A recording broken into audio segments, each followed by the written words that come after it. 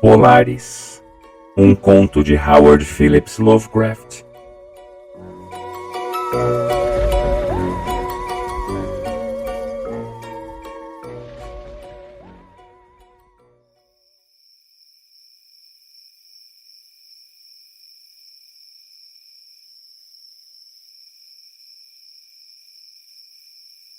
Através da janela norte do meu aposento brilha a estrela polar, com uma luz misteriosa. Ao longo de todas as horas de escuridão infernal ela está lá, brilhando.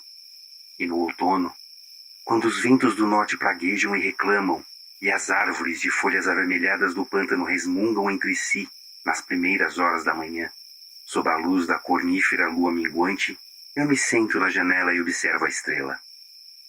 Lá, das alturas, cintila a brilhante Cassiopeia conforme as horas passam, enquanto a ursa maior surge por detrás das árvores que balançam ao vento noturno, encharcadas do vapor do pântano. Logo antes da aurora, Arcturus pisca singelamente sobre o cemitério, que fica na pequena colina, e a cabeleira de Berenice tremula estranhamente longe, no misterioso leste.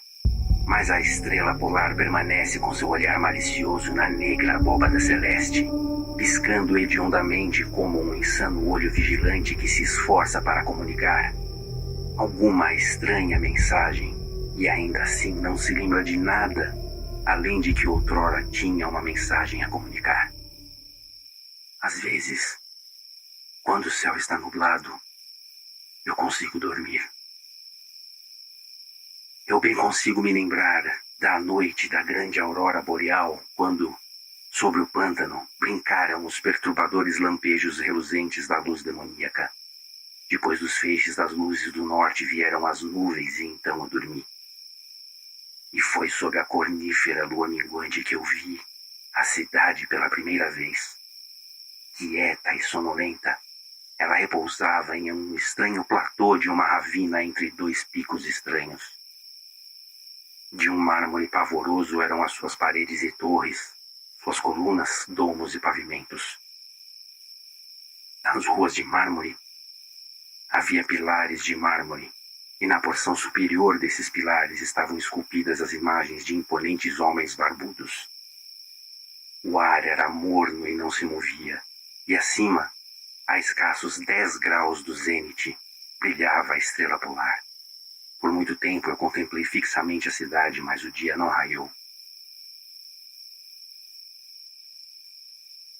Quando a vermelha Aldebaran, que piscava bem baixo no céu, mas nunca se punha, rastejou pela linha do horizonte por cerca de 1/4 do trajeto, eu vi luzes e movimento nas ruas e casas. Figuras em vestes estranhas, mas ao mesmo tempo nobres e familiares, passeavam, e sob a cornífera lua minguante homens discutiam sabedoria em uma língua que eu conseguia entender, embora não se parecesse com qualquer linguagem que eu já tivesse conhecido. E quando a vermelha Aldebaran já tinha rastejado por mais da metade do caminho, ao redor do horizonte, lá estavam de novo a escuridão e o silêncio. Quando eu acordei, eu já não era mais como outrora. Na minha memória estava gravada a visão da cidade, e na minha alma havia surgido outra lembrança, mais vaga, de cuja natureza eu não tinha certeza. Dali por diante, nas noites nubladas, quando eu conseguia dormir, eu via a cidade regularmente. Por vezes, sob a cornífera lua minguante e em outras ocasiões, sob os quentes raios amarelos de um sol que não se punha, mas que movia-se baixo em torno do horizonte. E nas noites claras, a estrela polar vigiava como nunca antes. Gradativamente eu comecei a me perguntar qual seria o meu papel naquela cidade, no estranho platô, entre estranhos picos. Outrora contente em contemplar a cena como uma presença incorpórea e onisciente, eu agora desejava definir a minha relação com ela e expor os meus pensamentos entre os homens sérios que debatiam todos os dias nas praças públicas. Eu disse a mim mesmo, isto não é um sonho, Pois de que forma eu posso provar a realidade maior daquela outra vida, na casa de pedras e tijolos ao sul do sinistro pântano e do cemitério na colina, onde a estrela polar espreita a minha janela norte todas as noites? Certa noite, quando eu ouvia o discurso na larga praça que continha muitas estátuas, eu senti uma mudança e percebi que eu tinha finalmente uma forma corporal sólida. Também não era mais um estranho nas ruas de Olatue, que fica no platô de Sarkis, entre os picos Noton e Kadifonek. Foi o meu amigo Alos que falou, e o seu discurso agradou a minha alma, pois foi o discurso de um verdadeiro homem e patriota. Naquela noite, chegaram as notícias da queda de Daikos e dos avanços dos Inutos, pequenos diabólicos demônios amarelos que 5 anos atrás surgiram do oeste desconhecido para devastar os limites do nosso reino e, por fim, sitiar as nossas cidades. Tendo tomado as fortificações no pé das montanhas, seu caminho para o platô agora estava livre, a não ser que cada cidadão conseguisse resistir com a força de 10 homens, pois as pequenas criaturas eram gigantes na arte da guerra e não conheciam escrúpulos. Da mesma forma, um extraordinário senso de honra impedia os nossos altos homens de olhos cinza da terra de Lomar de uma conquista implacável. Alus, o meu amigo, era comandante de todas as forças no platô e nele era depositada a última esperança do nosso país.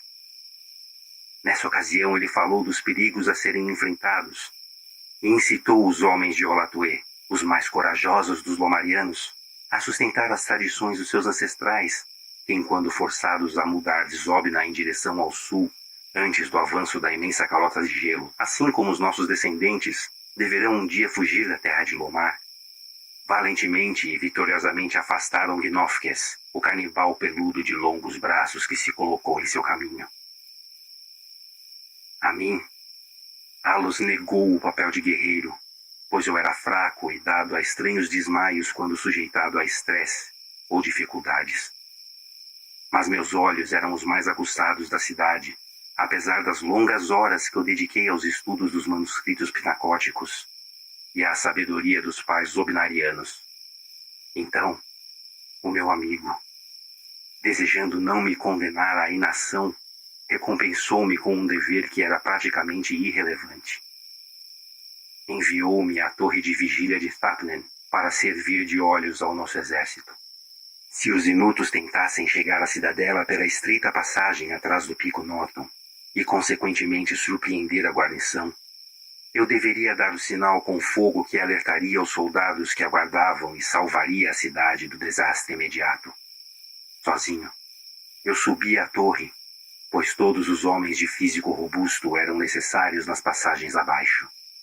Meu cérebro estava atordoado e dolorido de excitação e fadiga, pois eu não dormia há vários dias, mas meu propósito era firme, pois eu amava a minha nativa terra de Lomar e a cidade de mármore de Olatue, que jaz entre os picos Noton e Kadifonek. Mas quando eu permanecia na câmara mais alta da torre, eu via a cornífera lua minguante, vermelha e sinistra, tremendo através dos vapores que pairavam sobre o distante vale de Benof. E através de uma abertura no telhado, cintilou a pálida estrela polar, vibrando como se estivesse viva e observando maldosa, como um demônio atentador. Eu pensei que seu espírito sussurrava conselhos malévolos, acalmando-me a uma sonolência traiçoeira, com uma melodia perversa que repetia de novo e de novo. Durma agora, guardião, 20 milênios vêm e vão, só então regressarei, a arder aqui estarei. Mais estrelas surgirão, aos céus brilho elas darão, estrelas trazendo o alento de um doce esquecimento. Quando o ciclo eu consumar, o passado vai lhe assombrar. Em vão eu lutei contra a minha sonolência, procurando conectar aquelas estranhas palavras com algum conhecimento dos céus que eu havia aprendido nos manuscritos pinacóticos. A minha cabeça, pesada e cambaleante, pendeu sobre o meu peito, e quando eu voltei a olhar para cima, estava em um sonho, com a estrela polar sorrindo sarcasticamente para mim através de uma janela, acima das horríveis árvores ondulantes de um pântano onírico. E eu ainda estou sonhando. Em minha vergonha e desespero, eu às vezes grito freneticamente, implorando as criaturas oníricas à minha volta para acordarem-me antes que os inutos conquistem a passagem atrás do Pico Noton e tomem a cidadela de surpresa. Mas essas criaturas são demônios, pois elas gargalham e dizem que eu não estou sonhando. Elas zombam enquanto eu durmo, e enquanto os pequenos inimigos amarelos podem estar rastejando silenciosamente sobre nós. Eu falhei. Eu falhei em meu dever e traí a cidade de mármore de Olatoé. Eu me provei falso para Alos, o meu amigo e comandante. Mas ainda essas sombras do meu sonho me escarnecem. Elas dizem que não há uma terra de Lomar, salvo nos meus delírios noturnos, e naqueles domínios onde a estrela polar brilha no alto e a vermelha Aldebaran rasteja abaixo ao longo do horizonte, não tem havido nada além de gelo e neve por milhares de anos, e nunca houve homem, exceto pelas criaturas atarracadas castigadas pelo frio, a quem eles chamam Esquimó. E enquanto eu me contorço na minha culpada agonia, frenético para salvar a cidade em cujo perigo cresce a cada momento, e luto para me livrar desse sonho perverso de uma casa de tijolos e pedras ao sul de um pântano sinistro e de um cemitério na colina, a estrela polar, malévola e monstruosa, vigia da sua negra abóbada celeste, piscando horrendamente como um insano olho vigilante que se esforça para comunicar alguma estranha mensagem, e ainda assim não se lembra de nada além de que outrora tinha uma mensagem a comunicar.